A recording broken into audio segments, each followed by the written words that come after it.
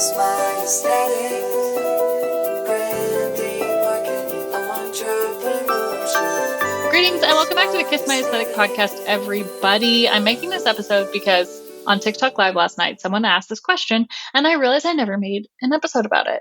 So today's episode is going to be walking you through my brand design process from getting the client all the way through to presenting their branding. And I'm going to do this all from memory because after 10 years of doing this as a business, I've really got this down. Let's get into it. So as you guys know, brand designer, we do full service brand design for brag worthy brands that are trying to reach their ideal client through social media. That's kind of our shtick. That's our secret sauce. We work mostly with hospitality, creative, lifestyle business owners, lifestyle products, and community orgs and events, as you can see on our website. But the question I got last night on TikTok Live is, what is your actual process for designing a brand? And this was coming from someone who was a graphic designer who wanted to get into brand design and didn't really know how to take it from just graphic design to full brand design.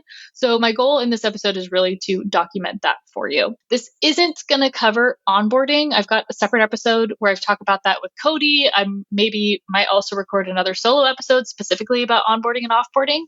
But this episode is intended to just document the actual process that I take on once that client is onboarded. So as you guys know, we use a project management tool called Basecamp. Basecamp is my holy grail. It is the best thing that I ever bought for my business, and it is what keeps our projects organized. The first step is getting that client onboarded and getting those task lists set up so that there's different deliverables every single week of their project.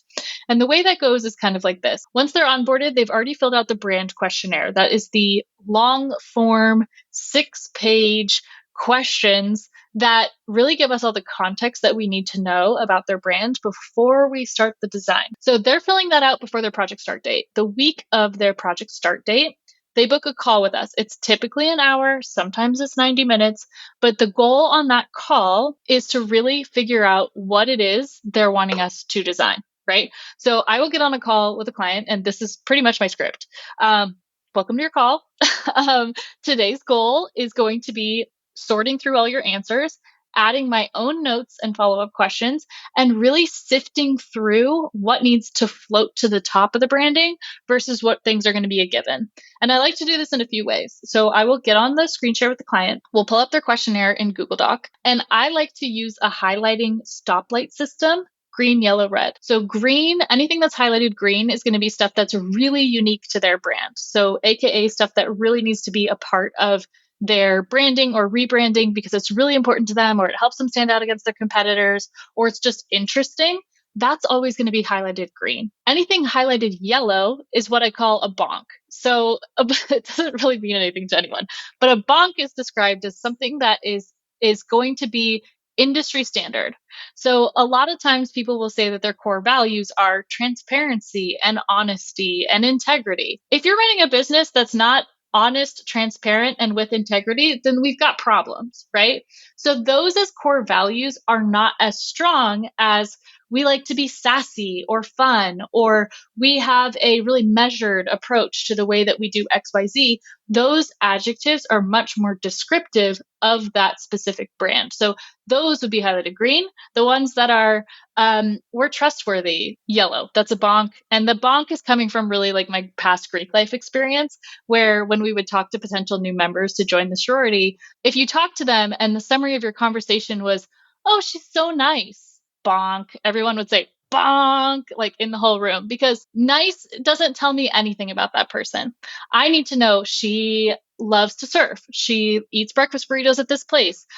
She'd be a really great fit for our sorority because she comes from a whole family of girls and has really close ties to her foreign exchange student that lives in Italy that she grew up with. Like, there needs to be more context there. We got to give us something to sink our teeth into, because at the very least, we hope that the people that would be trying to join the group are nice, right? So yellow is a bonk. A lot of times the stuff that gets highlighted on yellow for my clients' forums is that we deliver transformative results. And it's like, well, yeah, I hope so. Like, I hope that everyone is trying to create transformation. We help people. Our mission is we help people. Bonk. not enough information. Anything that gets highlighted red in that form is going to be things that we want to avoid. So I have a few questions in that questionnaire that really break down like what are your competitors and what do you like and dislike about them. So I really dislike how this competitor is so salesy. Okay, so that's something that we would highlight red of like, okay, we don't want the brand to feel salesy. What's the opposite of that? So in the document, if you ever watch me do one of these calls, in the document, I'm also taking my notes and I like to leave my notes in blue. So a lot of times I have follow-up questions to what the clients have listed in their document that I want us to note out in that exact document. This is really helpful because it also gives them kind of a stream of consciousness brainstorming guide to go off of. And the answers and the questions that we have in this become really, really helpful and really impactful in the actual brand design process. So the next bit of it is after that call is finished, we take their answers and we're going to do a few things with it. We call this our define phase. And in define, we're really going to collect the visual inspiration that reflects the answers that they told us in the questionnaire. So instead of having the client create the Pinterest board and send it to you, which always ends up as a mess, and like I definitely would never recommend that, instead, we recommend that we create the Pinterest board and present it to the client. So in the Pinterest board, you'll see all these different sections. The sections are like logo inspo, font inspo, photography, messaging, maybe there's packaging inspo, and it's all organized in Pinterest so that you can really follow our thought process on how we pinned and what we pinned into those boards. The Pinterest board is then what informs the stock photo collection. So based on what we have pinned, if we send it to the client, hey, does this look good? They say, yep, love it. Then we'll go source stock photography, or more recently, we'll create AI images that look similar to what we see in the Pinterest board so that we have a collection of stuff to use that are totally royalty free. You're gonna wanna make sure that you have royalty free images, especially when you're doing a brand that is just existing for the first time because they probably don't have photography. And as you know, photography is a huge part of branding. So we wanna really show them what this brand could look like by collecting images that they could either use themselves or be inspired to reference when creating their own brand photography. So that's the stock photo, Midjourney, Dolly, AI image bit of this. Based on that information is how we create the actual mood board. So a mood board is our collection of 9 or so images and some swatches of color. And that gets uploaded to the client on that week 2 of the project that says, here's the mood board, here's the general visual direction that we're going. What do you think? If you like it, can you let us know? If there's anything that causes you pause, please tell us. Because that's your first chance to really create a bit of a checkpoint with the client on visuals, right? So you want to make sure that what they told you in the questionnaire is actually what they meant and that you're understanding and interpreting what they said and creating visuals. I always say that like designers are the translators of the visual world. We're taking in words and we're kicking out images. So if that's the case, we want to make sure that the images and the type of visual materials that we're kicking out are mirroring or accurately translating the word. As you know, with like language in general, there's some words that don't exist in English that do exist in other languages. Same thing when it comes to visuals. Like someone's idea of quirky may look like a few different types of visuals. So in that mood board exercise, you're really measuring is what this client told me actually what they're looking for, or are they using terminology that's not actually reflecting what they're after? That's the first chance that you get to really measure what they're telling you with what you're delivering. Once the mood board is signed off on, then we enter week 3 of the project. Week 3 of the brand design project is everyone's favorite on TikTok. That is the actual like heavy lifting design day. So that's when we're sitting down. That's when I'm going on TikTok live and I'm focusing on, okay, how do I take everything that they said plus everything that they signed off on and deliver a brand? This is also during that week when I will typically go back and re-watch the video recording of the brand questionnaire call. This is really, really important because I'm giving myself 2.5, sometimes 3 weeks between that call and the branding. I'm already chewing on those ideas in my head so that by the time I open Illustrator, I've got a good idea of where I want to go. I think designers, and especially new designers, they underestimate how long they think it should take for them to come up with a good idea. So they book a brand design client, they have the questionnaire call, and then they're turning around the logos by Friday. That's not enough time, at least for my brain. I like to really sink my teeth into it, really start to understand, really start to observe, like, what's that client posting on social media? What are their testimonials say? What are their competitors doing? Like really start to get in that mindset so that by the time I'm sitting down to design, I've got the vision in my head of where it could go. And that's what cuts down on the amount of like self-doubt, imposter syndrome, second guessing, because it's already sorted in that way. So I'll have the brand questionnaire review call that I review either earlier in the week, or I'll listen to it on a dog walk just to kind of refresh my memory. And then I'll pull open Illustrator. We've got Illustrator open. I like to set my artboards 1000 by 1000 pixels. People always ask that. It doesn't really matter ultimately, but I'll start to do a few things. I'll definitely pull in the mood board for reference. I'll pull over some of my favorite pins from the Pinterest board. Maybe it's some logo inspo or font inspo, color palettes, etc. Drop those into Illustrator. And then I'll go back to that brand questionnaire again and pull the adjective, because there's two questions that ask for brand adjectives. There's one at the top that says, what adjectives would you use to describe your brand? And then there's one at the bottom, which is like, what are 3 words you want your brand to be known for? Like, what are 3 adjectives that you feel like your ideal customer, ideal client are going to walk away from your product or service like with a really, really good grip of? Because those tell me a lot about where we want to go with the visual direction of the brand. So to recap, Illustrator file, mood board, Pinterest images, kind of buzzwords, right? Then I'll also bring in what is the actual name of your business written out exactly as it should appear, which sounds so trivial to have as a question in your questionnaire, but it is so important because it's like, are we the blah, blah, blah co? Are we the and co? Are we the company? We got to figure out like what exactly is your business name to actually develop the logo. So once we have that, the next thing I'll do is typically start running through fonts. So different fonts carry different characteristics. There are fonts that look strong. There are fonts that look whimsical. There are fonts that look feminine. There are fonts that look masculine. We're playing with all these different criteria, and kind of based on the inspo I've pulled together and what the client told me, I'm going to run through my existing font library to see if anything that I have so far kind of fits the bill. If it doesn't, I'll go to Adobe Fonts, Font Squirrel, My Fonts, etc.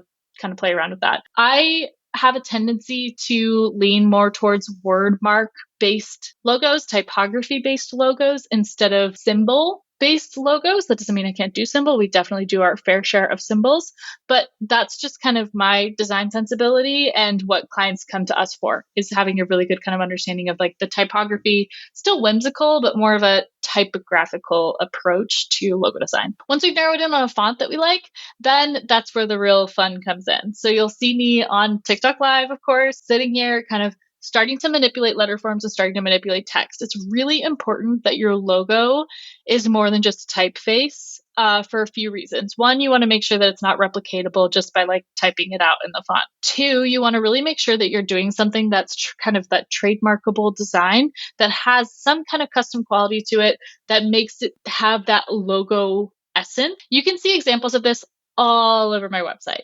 So typically I'll take a font, outline it, Command-Shift-O, that's a little shortcut in Illustrator. And once it's outlined, you can actually start to drag out the anchor points and the curves and the offset and the overlap and the negative space to create something that's really unique and definitely helps you stand out, but is also still fitting the bill for what the client needs, right? So the nice part of having those brand adjectives in the document is I'm constantly referencing those adjectives against what I'm designing. So that's really helpful. Once we've got the logo, the main logo looking pretty solid, I'll start to explore with like expanded logos, vertical, horizontal, submarks, icons, etc. And then because we already have the color palette signed off on by the client, we start to execute all of those in color. And sometimes when you see it in an inverse colorway or a monochromatic colorway, you start to notice things about the design that you need to tweak. And you can see me do this. And this is the best part about live streaming it, is you guys can watch me be like, oh, hate this, delete, or like, oh, this doesn't work in this color combo, can't have it, and really sift through that different experimentation to land on something that's actually going to work. Right? So that's kind of the logo exploration phase. That effort is about 3 to 4 hours. So that's the big heavy lifting design chunk. That's what my Wednesdays are for. And that's when I really sit down and really focus and make sure that I'm measuring what I'm doing against what the client told me that they wanted. Once we have the color combinations of the logos looking fabulous, I might drop in some of the stock images. So I'll go back to the stock images and the mid-journey images that we've created with AI, start to combine those with the actual logos and see if I like the way that they look. Do they flow correctly? Is it looking solid? Awesome. We love it. Then we'll start to build the presentation. We always build our presentations in Canva because that's the tool that my whole team can access. and because that's where we end up sending the presentation from. So we'll load in the pages kind of as follows. I always love to start with the title page that shows the logo. And then the second page is showing the mood board, brand adjectives, color palette. The third page is the main logo, and then the main logo explained. This one is really important. This is when you want to have those lines on the call outs that said, I chose this font because of these characteristics. I arched this text because of this. I added this drop shadow because of this. And you really want to call out why you made each design decision in the logo and how it's also a callback to the brand questionnaire. So being able to really identify how the design choices that you made help solve the problem for the client is your greatest asset in explaining design work. So that's a really, really, really important slide. From there, you can show the other color combinations of the logo, show the submark, the other logo variations, and then you get into drumroll, mockup. Mockups are the number one most satisfying way to really knock the socks off your clients, right? So I like to use Artboard Studio for mockups. It's a really, really fabulous drag and drop mockup generator tool, and it gives you a ton of flexibility. It's pretty cost effective, and it doesn't crash my computer. It's web-based. Photoshop, I can't stand because you have to download all these mockups and have all these Photoshop files and they slow down your hard drive. I can just take it right into Artboard Studio, bada bing, bada boom, make mockups, and they look fabulous. Now, the thing I see designers do that's a missed opportunity when it comes to mockup is they just show the most basic of mockup. Here's a business card. Here's a sign. Here's a t-shirt. Here's a bag. No, no, no, no. What I want you to do instead is think about the client and think about the instances in which people would interact with their brand. So real estate, for example, someone who is working with a realtor is going to have that first interaction, first information meeting, right? They're going to say, I'm interested in buying or selling my home. Can I meet you? Can I come into your office and can you give me your whole spiel, right? So we want to create a mock-up of what that first time client interaction looks like. Maybe there is a beautiful folder and a really glossy presentation, and maybe there's some kind of branded notebook that they can take notes in, and maybe they're giving them a pen or a business card. But create your mock-up slides that are actually real life actionable scenarios, and I promise your client is going to go gaga over them. Absolutely not. Of course, you can have a whole slide that's like, and here's what your sign would look like. But I think when you start to focus on what that client actually needs and their use cases for their brand assets, they're going to be able to visualize it much better. So another example of this is when we worked with Diana from With the Blink. She told me that her goal someday was to get brand collaborations, and she always felt like she didn't have the branding that could support the level of brand collaboration that she wanted. She homeschools her kids. She told me that her teaching her kids things and crafting with them and being this Pinterest mom was a big cornerstone of her brand. So in the mock-ups, I created the visualization of this is what a With the Blinks craft kit for Target could look like, and just went there, went pie in the sky, went far with it to give her the visualization so that she could start to see how the branding works in the different brand applications that were aligning with her goals. Similarly, FitBoss Blueprint. FitBoss Blueprint, online business, fully online coaching, personal trainers and coaches on how to grow and scale their business to over 6 figures in under 6 months. They don't have a physical location. So in the brand presentation, instead, what we did is use Midjourney to create what their HQ office could look like, and then added the logos into an HQ thing. That doesn't mean they need to go buy real estate and start their own HQ office, but just by the fact of giving him the visualization tool to say, this logo, not only is this logo so good, but this is what it actually looks like in the lobby of a super ritzy hotel meditation wellness center that has the same aesthetics that you're going for. It really helped to show him the possibility. Also showed him billboard designs and bus station designs and things where he could start to visualize how the brand comes together, photography, color palette, logos, etc., in those different applications. Is that making sense? So you want to really, really leverage your mock-ups to make the most impact in the brand design process.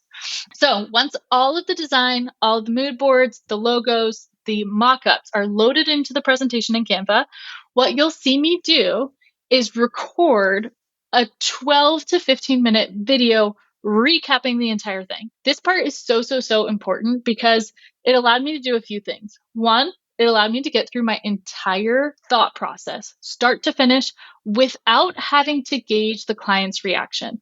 If you've ever sent work to a client before and you've sent it off and you've got that pit in your stomach and you're like, oh my God, I don't know what they're going to think of this. That's a great reason why you should probably video record your presentations. So the antidote to that is really to sit and think about how you're going to present their own work back to them. And the hack of this, not even that it's a hack, is to go back to that brand questionnaire and use their own language to describe the designs that you've made. So if they wanted something that was strong and edgy and luxurious and high end, use that language in your presentation. This is going to get to your ideal client that you told me about because this is the kind of person that does XYZ. This is going to be really useful in your first client presentation meeting for the home buyer or seller because they're going to have all these beautiful high-end textures with the branding on it that's going to feel really elevated and worthy of the investment, but still welcoming and warm.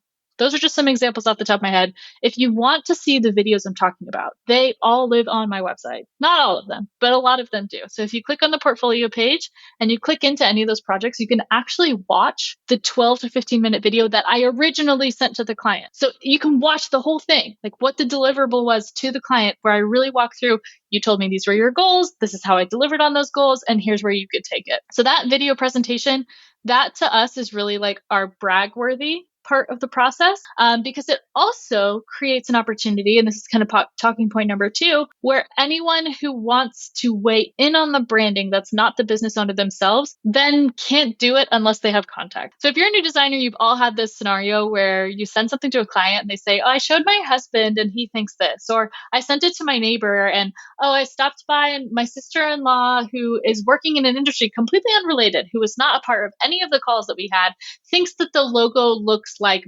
XYZ. And as a designer, that's always like so disheartening because you're like, you know what? They weren't a part of this. And also maybe that person, maybe your husband isn't your ideal client. So taking that opinion as stock in your branding is really not helping you, business owner. So I will tell this to clients in their brand presentation. And I set some ground rules for the viewing of the presentation. So at the very beginning of the video, I say, this is your brand presentation. I'm so excited for you to see. Here's some kind of ground rules for viewing it. 1, watch the video all the way through to start. 2, don't take any notes, have any preconceived notions. Just watch and listen. The first time you view, I just want you to watch and listen. Then walk away for 24 hours. I don't want to hear from you. I don't want to see any messages. I don't want to see any reactions. Walk away for 24 hours and then come back, watch it again and take your notes. This like waiting period I found is really important for clients because they, as most people are kind of adverse to change, especially if there is a rebrand happening where they're used to a certain look or a certain feel to their branding. And all of a sudden you're showing something that's a departure from that, or like a 90-degree turn, that they sometimes feel off put by the idea of things changing. And it's not that what you're presenting them is wrong. It's just that they're adverse to change. So if you give them that waiting period and that time zone to kind of really ruminate and really kind of chew through what you said and see the application of things coming together, I find that really helps them kind of like calm their nerves and calm their initial reaction and go back and reference like, okay, well, what did I ask for in that brand guide or the brand questionnaire? And is this actually delivering what I want? And then after they viewed it for the second time is when they can book the call to review. So that's how that works, is that they have to watch the whole presentation, then wait 24 hours. After 24 hours, book a call to review with us, and then we'll review it together and really talk through like, okay, what are the changes that you want to see? How do you want to see this implemented? Do you have any edits? If you have any edits, a lot of times they don't, which is the dream.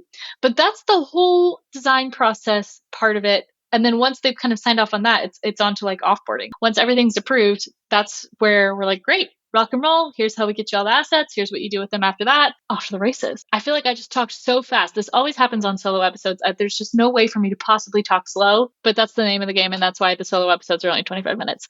So this episode, start to finish, we talked about the design process specific to brand design. One, talking with the client, really understanding what they're looking for, getting to know what's the green, the yellow, the red of their brand questionnaire. What follow-up questions do we have, and how do we use that to inform the design process? Two, start to dig into the visuals, the Pinterest board, the stock images, the existing brand photography that they may or may not have. What about their old branding is working? What's not working? The visual, kind of the first checkpoint. You could think about it that way. The first checkpoint to make sure what they're asking for is what they're going to end up with. Then the heavy lifting design day, the TikTok live, the deep dive, the committing all of this information to a new concept. That's what happens in that week 3. That's where we're pulling in the inspo from Pinterest. We're pulling in the mood board. We're pulling in adjectives. We're using that to inform the way that we actually design. We're manipulating the letter forms. We're creating custom logos. We're creating custom color palettes and arrangements and combinations so that that brand really feels proprietary, but that it also mirrors what they're asking for. Then the presentation. And that presentation, I'm telling you right now, that's the moneymaker. That is really the chance to shine and let all your ideas and let all of your creativity be the reflection of what the client is looking for, right? So that's the presentation. And then once the presentation phase, send to the client, rock and roll. If you love this episode, please don't forget to share it on your socials. Please don't forget to also subscribe on YouTube. We have a YouTube channel. So if you are a visual learner and you want to just subscribe over on YouTube, please do so. As always, if you have questions, you can write them into podcast@mkwcreative.co. This was a really great suggestion. If you catch me on TikTok Live ever, you can always suggest a solo episode topic through TikTok Live. It's a great place to do so. If you see me do something, you're confused, if you have a question, if you want to know what our tools are, you guys know I'm an open book and I'm happy to share. So always do that. Amazing. We'll catch you guys next time. I hope you have a great week, and thanks for listening.